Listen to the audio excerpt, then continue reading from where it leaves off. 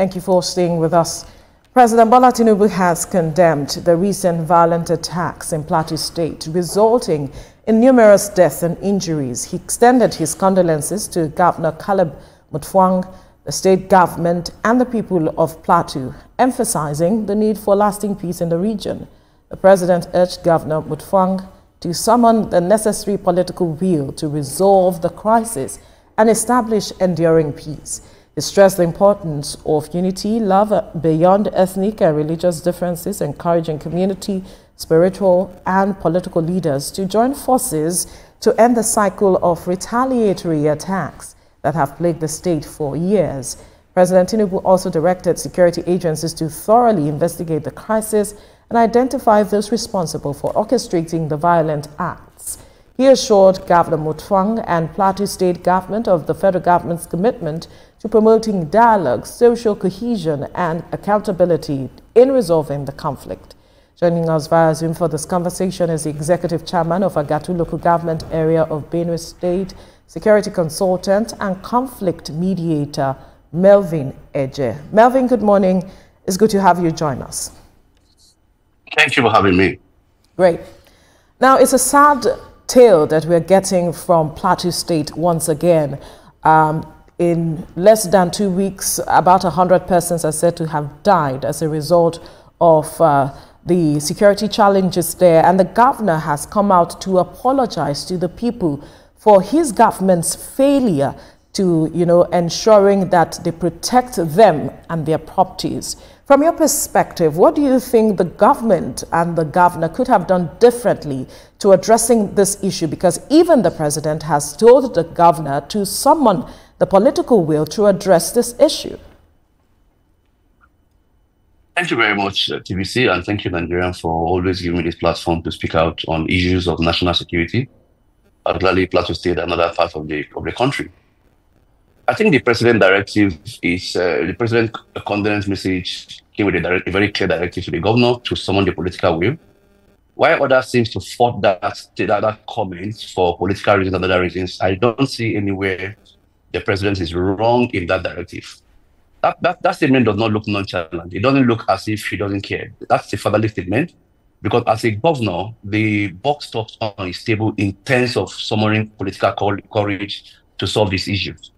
This whole thing happened on the Plateau today, for me, I think it has to do a lot with politics, it has to do with farmer assessment conflict, it has to do with terrorism, outright terrorism on the Plateau. So I think the governor needs to lead the role in bringing these issues to an end.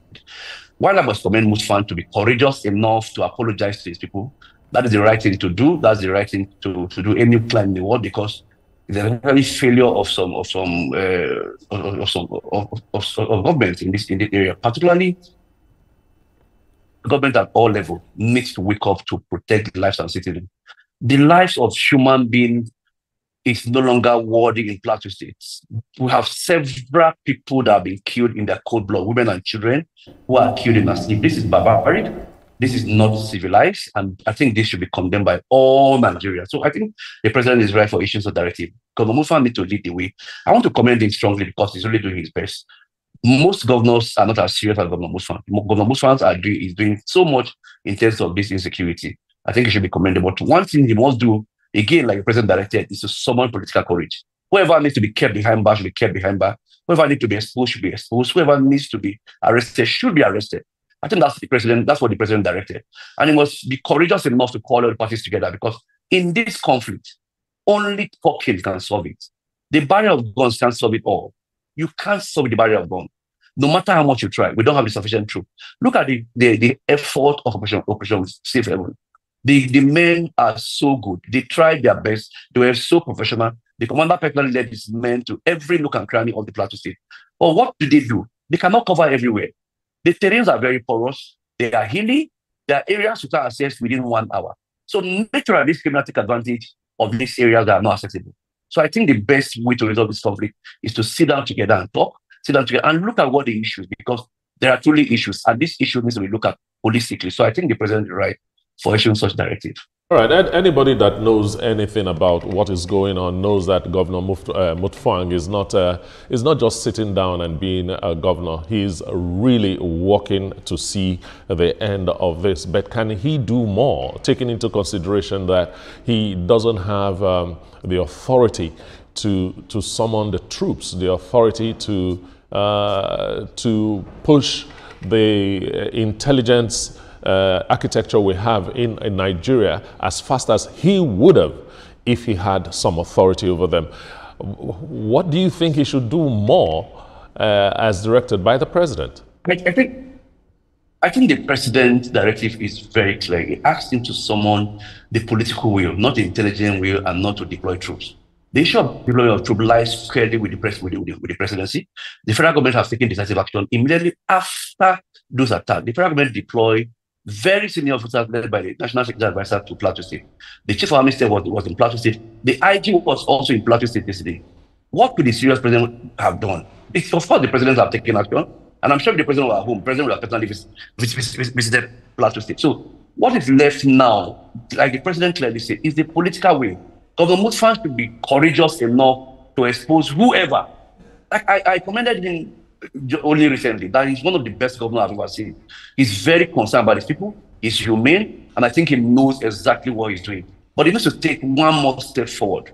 Go to the nitty-gritty, build local intelligence in those communities, because one of the things that is lacking on the plateau is local intelligence. He must deploy men of Operation Rainbow to the nitty-gritty of those communities to always fish out intelligence and deploy to the security agencies, because until they get the required intelligence, they can't do otherwise. Until they get the required intelligence, they can't do otherwise. Like I said, I just commended Operation Wise too. They did so much. What I heard about the response, I personally monitored everything that happened in the place. The Wise troops were very wonderful. They were very wonderful, and they were all in the community. But the response time is long because of the terrain. But if they have gotten the required intelligence, they would have responded more faster. So what I'm urging Melvin to do is to build local intelligence and have the courage to speak to stakeholders. Call the spade. Whoever is involved, the sponsors, the perpetrators of this conflict must be arrested. You must take both steps. You must name them. You must go beyond just trying. Of course, he's trying. You can't take that from Governor Mutfwang. He's a fantastic governor, very fantastic governor. But I think he must be bold enough to look at people's faces and say, look, you are wrong. Look, you are not right. Okay, I know that we've spoken several times that he's been doing something. We've seen him pay solidarity to a lot of the families that have been affected. But it's apparent that he's not really doing enough if we want to be realistic, because the attacks keep happening. Now, my question is, at what point will he start mentioning names? And at what point do we deal with the root of this matter to make sure that we don't wake up one morning and hear that more people have been killed? I think for me, as a security consultant and someone who is very familiar with conflict on the plateau, I know for sure that the issue in Plateau State has to do with criminality. Most of the killing in Plateau State is absolute criminality. And until we nip this criminality in the bud, this crisis won't stop. If we don't talk, if we don't have conversation across all the divide. Let me assure you of something. I agree with Mutfwang that these people are sponsored terrorists who come to attack the community. But there are local issues that led to this terrorist coming in. There are issues of disagreement between the farmers and herders. We have to call it spade that are not resolved. There are several unresolved issues that ought to have been resolved that are not resolved. And that is why these outside assailants are allowed to come in. They don't just come in. They don't know our terrains. They don't know the plateau terrain. They cannot just come in. They are invited. So some of these localities need to be resolved. And that's why the governor must sit down, critically look at, purge his architecture, executive architecture, and call speed, call names. Mutfwang is doing so well. I'm not just praising him. If he's not doing so well, I will lash him here on this platform. The governor is doing so well. He's doing so well to keep Plateau safe. But I think he needs to take further steps to the government directive. The governor knows more than all of us in this crisis. He has the right briefing. He's getting daily briefing on this crisis. So for the president to have directed that the governor must summon political will to reconcile all parties, to sit with all parties. And also, the communities also are complicit. Most of our communities are complicit. And the local government chairman must tell you for free that most of these crimes are committed by criminals. But when they are committed, people don't hear them. People don't hear them at all. So the communities must be willing, the chiefs must all be taxed to expose criminals within that domain. The major causes of conflict in our community are criminals. And I think we must all face criminals and face them head on.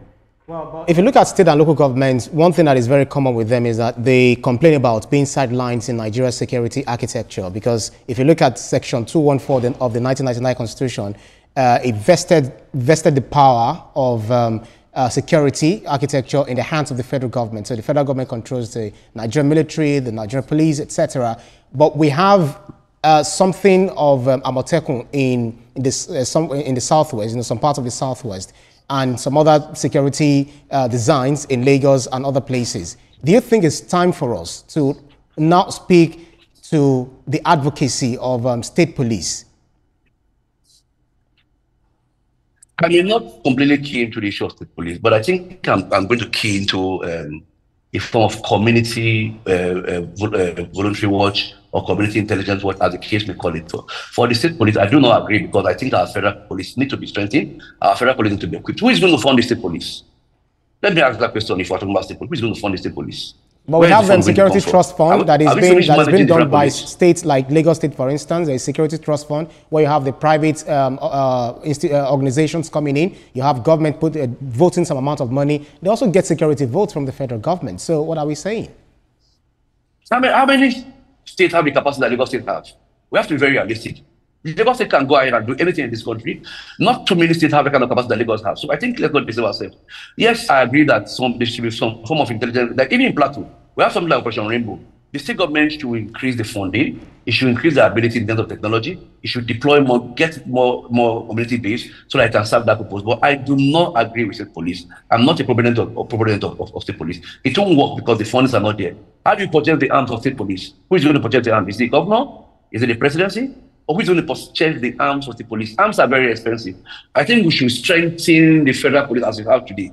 The Nigerian police today have the capacity to carry out any operation in Nigeria if well strengthened. So I do not agree with state police. But regional volunteer guard, regional neighborhood guard is very, very commendable. Like my local government, I set up a very strong regional security outfit there, a local security outfit there. And it's really working in terms of intelligence. That's why you see that I got a local government where I've stayed for the past 6 months have been peaceful for the first time in 13 years. So I think the bulk of security lies with the local government chairman. The local government chairman must take responsibility.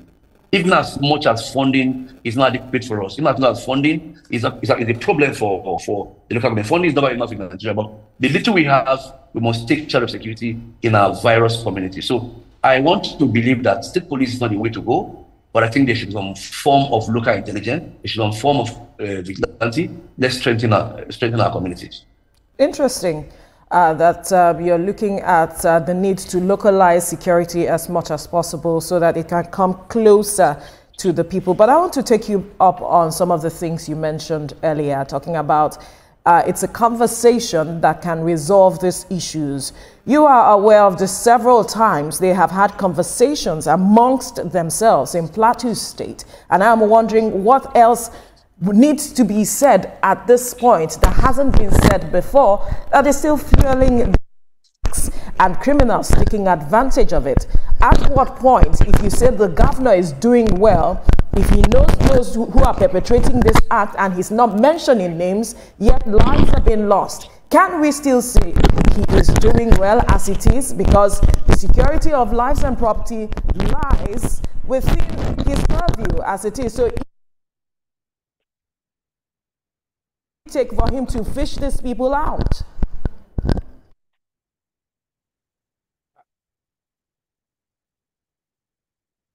Can you hear me? I can hear you now clearly. I'm having some issue with my audio, but I can hear you now.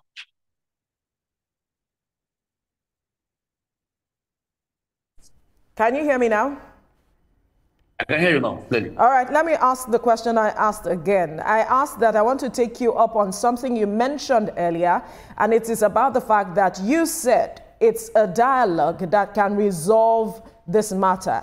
And you have been following the issues in Plateau State security-wise, and the several times they've had conversation about these same issues. And I'm wondering what they need to say at this point that hasn't been said before. And if we're saying that the governor has done a lot to addressing the matters, How much longer does it need to take for him to mention names of those that are behind these issues if lives have been lost and we are saying he is doing well?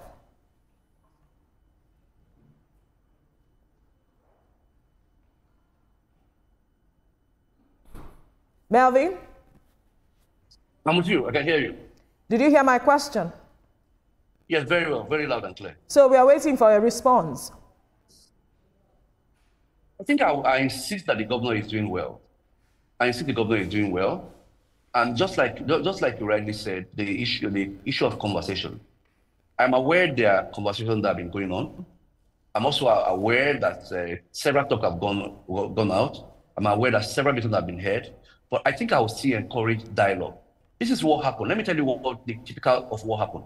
When these dialogues are held, stakeholders come together. Most stakeholders don't speak to the issue. They don't speak the truth.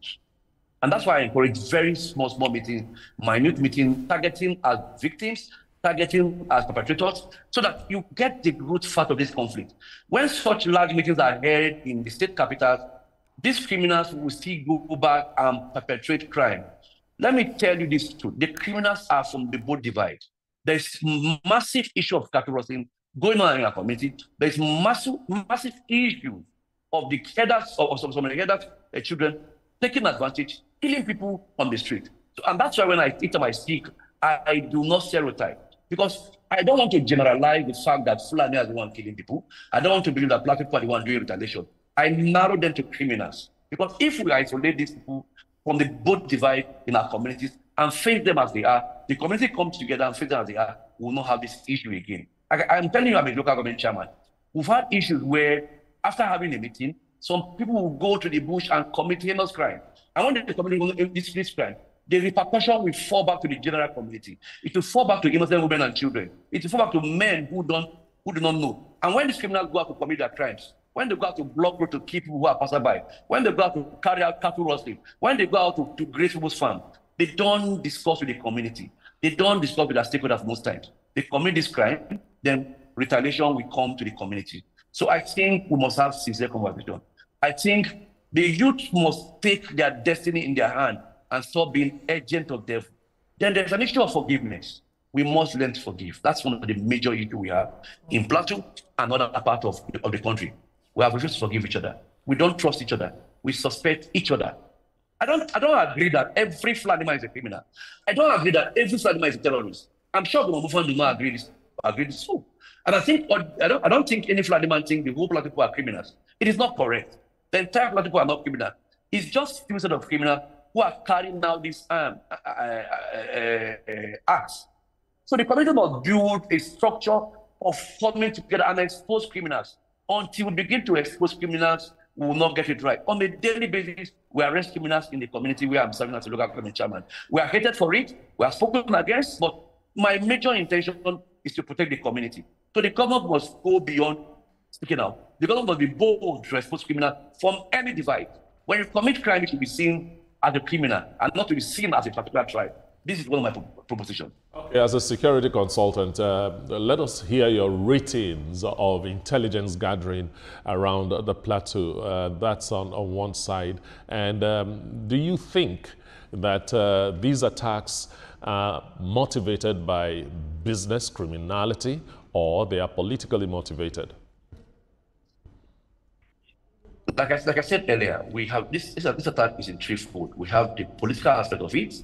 Some people who don't want the government to succeed are trying to make the state ungoverning for him. Secondly, we have the issue of unresolved issue of farmer assessment, unresolved issue, whether we like it or not. Thirdly, we have the issue of sponsored criminals who are there. And these sponsored criminals emanate from this issue of farmer assessment that are unresolved. There are several issues on the ground that are unresolved. So I think the best thing to do is to develop intelligence, to know those issues, bring them to table, the ones that are genuine, and we resolve them. All right, but following Can you hear me? But following what you've been talking about, and we are saying that the governor is doing a great job, my question is, are you aware that some of the eyewitnesses that were there when it happened said that they were vigilante when the unknown gunmen came and they were just shooting sporadically? Now, my question is, how equipped are these people we put there in terms of security? Are they well equipped? The vigilant group are not meant to ward off any attackers. They are just meant to develop intelligence. They ought not to have been there in the first place. All they needed to do was to pass the required intelligence to Operation Safe Haven, a very capable federal government security arm that have faced attackers. They have no business being there, particularly because they don't have the required arms. The law does not allow the required arms. So what are they doing in the forefront? All they needed to have done was to have intelligence, because these communities, before the attack, there's usually deep intelligence, there's usually credible intelligence. It's just that some people don't trust our security agencies. For how long are we going to be working without trusting our security agencies? Like Operation Safe Haven now that we have on the plateau is doing so much. It's headed by a very serious commander. By a very serious commander. Let me use the opportunity to praise the commander of Operation White Stroke in Benue State, who is doing so well. He's doing so well in terms of security. Naturally, Benue State would have been up in flame as it stands today. Likewise to Plateau. The new commander is doing so well. So I think we must learn to trust them. We must learn to work with them very, very closely so as not to have this casualty on a daily basis. We can't continue to work with them in distrust. Give them credible intelligence and follow it up until these criminals are apprehended. The major causes of conflict on the plateau, Benue State, and other parts of the country today, I think is headed by criminality and not a particular tribe. I'm not somebody who's stereotyped tribe. We must face criminals. Wow. They actually describe Plateau State as a microcosm of the Nigerian society, where you have different multi-ethnic group looking at the demography and all of that. But they struggle with this political identity. You wear the cap as a council chairman and a security consultant and a mediator when it comes to conflict. You've actually spearheaded the Agatu, communal crises and all of that.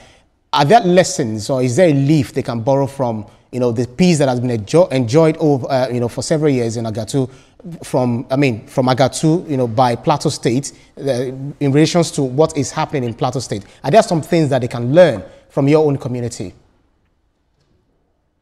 Let me just put it very straight. When I got to Agatu community on the 7th of October last year, I met a community in Shambu. I met a community where 15 communities were taken over by these mindless bandits who occupied our community.